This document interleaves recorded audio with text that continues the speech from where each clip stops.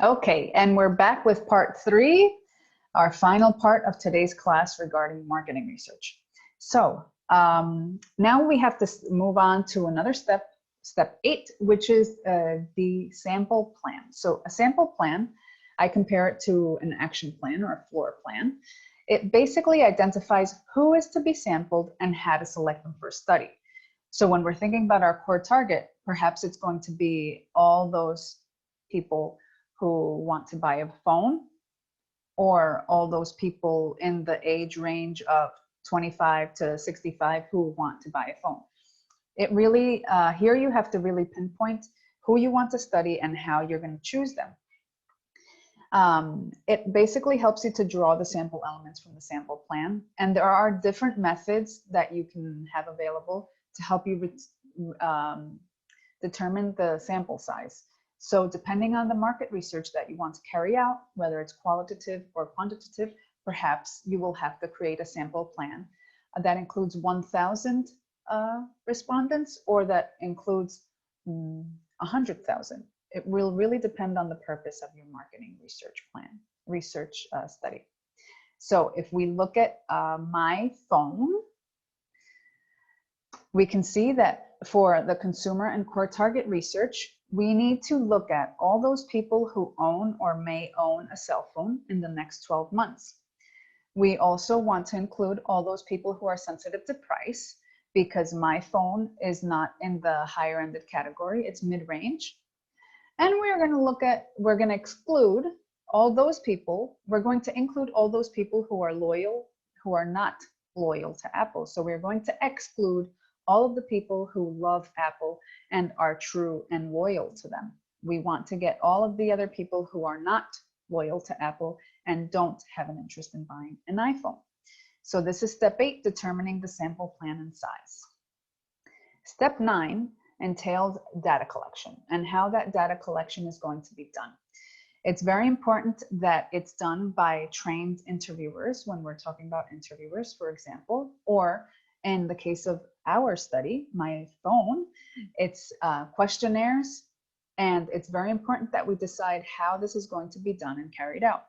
It's very important to be conscious of the errors that can come up.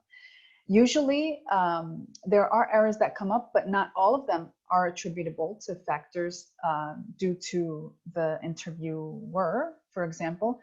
It could be that we decided on the wrong target to interview, for example, or perhaps we were interested in having people as part of our focus group who were not wanting to be in the focus group. Perhaps if we're having one-on-one interviews and we're going to their homes, they're not home. Perhaps the subjects are giving us the wrong information. For some reason, they're not being truthful. Or there are interviewers who are not very ethical in their approach and just want to get the job done and fill out the stuff themselves. So in my case, since you guys are an official research company, I know that all of your personnel are trained properly in this field. So I'm not going to worry about step 9, which is the collecting of the data by trained professionals. Step 10 involves the actual entering the data into a form that we can later analyze. So this includes entering them into computer files, inspecting it for errors, running tabs, running statistical tests. It includes a very big aspect and very important, which is data cleaning. And this is basically taking a look at all of the raw data to make sure that it's all correctly inputted. Remember that when we're thinking about surveys, which are done to a massive sample size, just one error in one data that has been input properly can change our conclusions completely. So it's very important to make sure that that data has been input properly. And I recommend you use SPSS software, which I've actually put a link for you guys to learn more about in today's homework or readings and resources.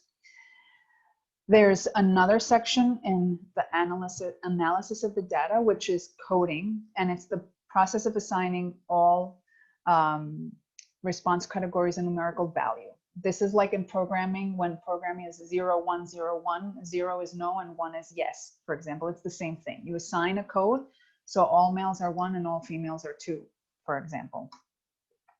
And then tabulations, the tabs, which actually refers to the actual counting of the number of observations that fall into a specific category.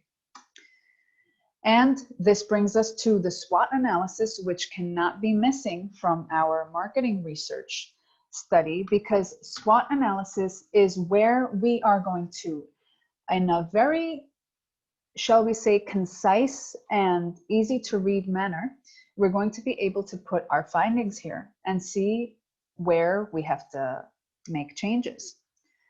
So basically, SWOT analysis stands for strengths, weaknesses, opportunities, and threats. And it's divided into something that is internal, that's inherent to me as the company, or something that is external, that doesn't have to do with me, something that is positive, and something that is negative. So for example, here, as you can see, this is all internal, these top two. This is helpful for your objective, it's my strengths. And this is harmful for my objective, it's my weakness. And here, this part is external, it's outside of my company. Here, this is helpful because it's an opportunity, and this is harmful because it's a threat. Let's take a look at my SWOT analysis for my phone. So we can, for example, say, one of my strengths is that I'm known as a technological company, and I already have a very successful product being sold in Europe. What can we see as weaknesses? Remember, these are internal factors, which is inherent to my company. Actually, it's a weakness that in South Africa, I'm known more for my printers and robotics than for my cell phone. This is a weakness that I'm going to have to work on. How about external factors? I have an opportunity here because I see that the South Africa cell phone market is growing and the consumers are very open to new products. But there are also threats. What about the quality cell phone suppliers that are competing in lower price ranges? Since one of the aspects of the consumer that I want to target is that they are sensitive to price, this is a very big threat. Or how about if South Africa has high taxation, high importation tariffs that I hadn't taken into account, because in Europe, we don't have tariffs within the European Economic Union. So these could be problems that we may face. And once you have worked on your SWOT analysis, the important thing is that here, in the negative part, both internal and external, that you improve and work on these so that they can become strengths. How would you create this weakness and turn it into a strength? How would you market that to your customers, to your consumers in South Africa, so that this, instead of being a weakness, can be a strength? And the same thing here. How can we change this from a threat to an opportunity? Perhaps we have to change the way that we have to address our consumers when we talk about lower price ranges, and make them conscious that we are a supplier who is based in Europe and who has the manufacturing in Europe. And so they are higher quality, for example. And there are some aspects of the SWOT analysis that unfortunately you won't be able to improve. It will just be part of doing business. And for example, that's something like high taxation and tariffs. Obviously, I have the choice, as the phone company is mine, to say, well, if South Africa has very high taxation, perhaps I won't expand to the first country outside of Europe. It won't be South Africa. Perhaps it will be, I don't know, Egypt, because they don't have as much high taxation or importation tariffs. So that brings us to the end of the marketing research process.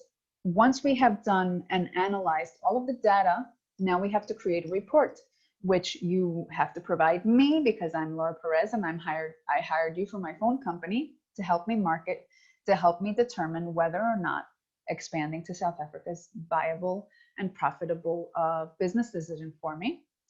And preparing the actual marketing research report involves quite a few things, from explaining the process that you have used, building meaningful tables, charts, using lots of different audio visual aids in order to provide a lot of clarity.